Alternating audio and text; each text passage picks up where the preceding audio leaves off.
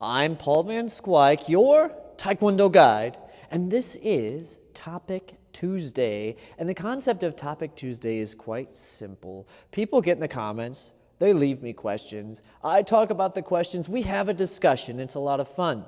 If you would like to contribute to Topic Tuesday, just get down in the comments section of this video and you'll be part of next week's Topic Tuesday. And if for some reason I missed your comment, it was probably a mistake on my part, just send it again. If you don't hear your comment addressed, just send it again. Let's jump in with this week's topics.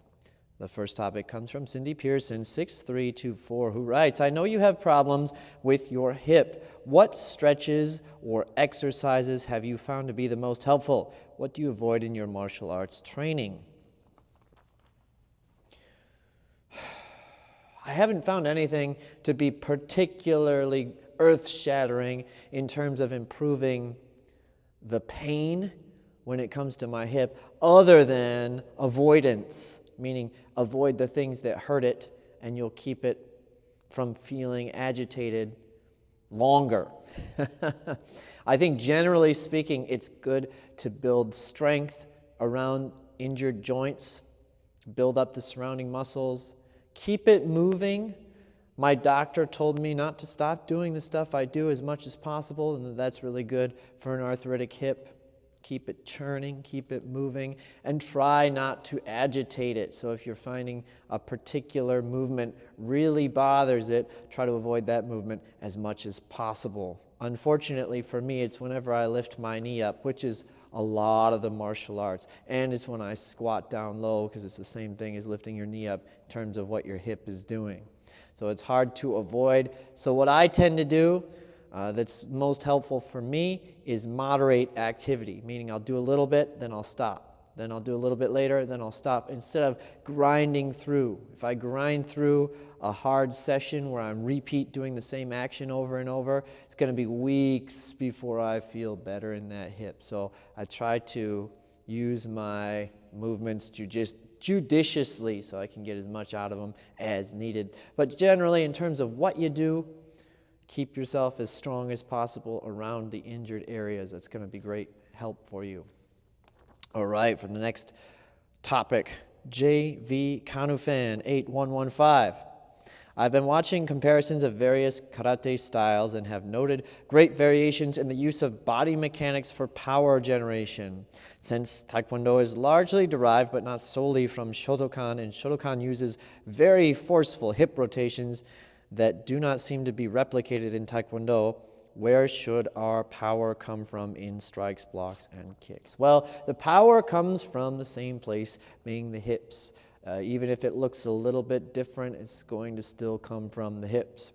I think that personally, the biggest difference I've seen between Shotokan movement and Taekwondo movement is the way they stage the hip in the beginning of the movement and at the end of the movement. So, for example, if we do aremaki, low block, in Taekwondo, we start our body in a bladed position and then turn into a squared position to generate power on the block. Shotokan does the opposite. It will start in a squared position and end in a bladed position.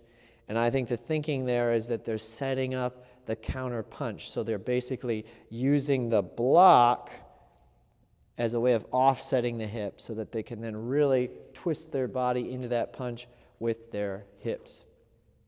So that, I think, causes it to appear like there's a stronger emphasis on hips because they blade with their blocks and then unwind the hip on the punches. But there's really not a difference in terms of where the power comes from. I would say there's a difference in the size of the movement to some extent. So like you're saying, there's a more dynamic use of the hips in Shotokan, where it's more subtle in Taekwondo. But this is just a small variation. You can think of it this way. If you are punching and you wind your body up, you're definitely going to get more power behind that punch. If you use a really wide, strong arc, you can play with one of those hanging balls at the the mall and places like that measure the punching power. If you watch videos of the people who get the highest scores on those, they'll like drop their body and come up in these big wide arcs. Of course, all they have to worry about is generating power. They don't have to worry about the telegraphing nature of the technique or the likelihood that the technique lands on a living human. So if you use more rotation, more wind-up, you're probably going to be able to generate more power, but at the cost of subtlety and speed. So if you reduce the hip motion a little bit, you're going to get a faster technique, whereas if you increase that wind-up, then you'll probably have a little bit more power. In terms of application, it's just going to be knowing when one is appropriate and the other isn't. So if you have an opening where you set up a technique where you can take a little bit more time to wind up, you can deliver more power. But if you have an opponent who's aware of what you're doing and on the defense, has a strong defense, then you might need more subtle techniques. When it comes to pumse, it's just a sliding scale of what the particular style likes to see, but in terms of application, that's going to fluctuate depending on the circumstances. So I don't think there's a huge difference, but again, to me, the biggest difference is the way they stage their body at the end and beginning of the techniques, that it's offset the opposite direction from what Taekwondo is. Interesting topic. From Hi, oh, hello. My daughter just competed for her first tournament in sparring. What concepts are important for her to learn about for sparring as a beginner? All right, that's a really good question. I think the first thing that is important to understand, if you can relay this to a child, is mindset. Okay, understand that when you practice sparring, what you're trying to do is program in reflexes. And the only way you can do that is by playing the game that is sparring. And you don't have to feel bad about getting hit or losing matches, because that's all part of the programming process. The more you get hit, the more you'll build reflexes for not getting hit. And then when the particular person you're working with can no longer hit you, you move on to someone who's more challenging and see if they can hit you, and then build reflexes for that person. So it's about getting as much input into your system as you can so that your system can respond appropriately to all the threats it encounters. And that's why sparring with a lot of people is important. Sparring under different conditions is important. You're just getting your system as used to it as possible. There is absolutely an element to understanding strategy and thinking during the match so that you can use the right techniques at the right time, but a lot of it has to be reflex-based. It's funny, I had a black belt test a couple weeks ago, and I was moving in. Part of the test, the student had to demonstrate intercepting jump back kicks on a shield, and I was moving in, and for whatever reason, they threw it way too high, so it was coming up at my face. Without thinking, my shoulder moved up in the way of the kick, and the kick hit my shoulder instead of my jaw. It was purely a reflex that had been built because of all the time I've spent sparring or doing sparring-related drills that condition you for that.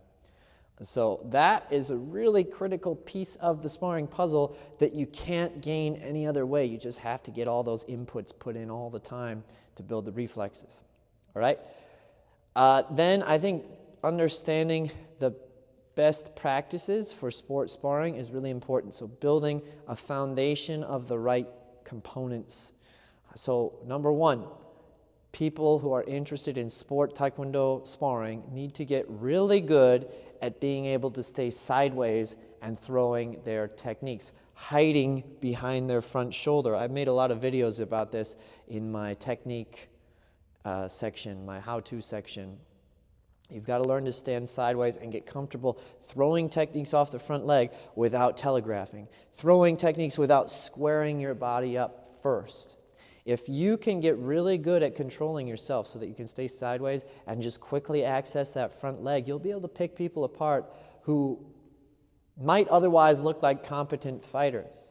But there's all these little things they do where they square up before they do the technique, that you can just catch them with a kick before they're able to get to you, and you're able to maintain a safe distance the entire time.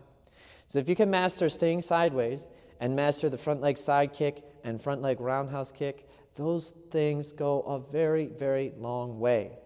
You almost don't need a whole lot else, especially at a local level. But of course, the more tools, the better that you build to a high level. But really getting comfortable with those key pieces, I think, is super important. And then just having fun with it, treating it like a game and not getting too down on yourself if you lose a match or if someone in class gets too many shots on you. Remembering that it's all about the process, not about that individual performance. But that's a good question. This is a pretty short one this week, guys. I don't have a whole lot of topics for you, so I'm going to cut it right here at about 11 minutes. But you know what to do if you want to contribute to next week's Topic Tuesday. Get down in those comments and suggest a topic for me. And I'm here for you then. I'll be here next week with another Topic Tuesday. Until next time, you guys, enjoy your training.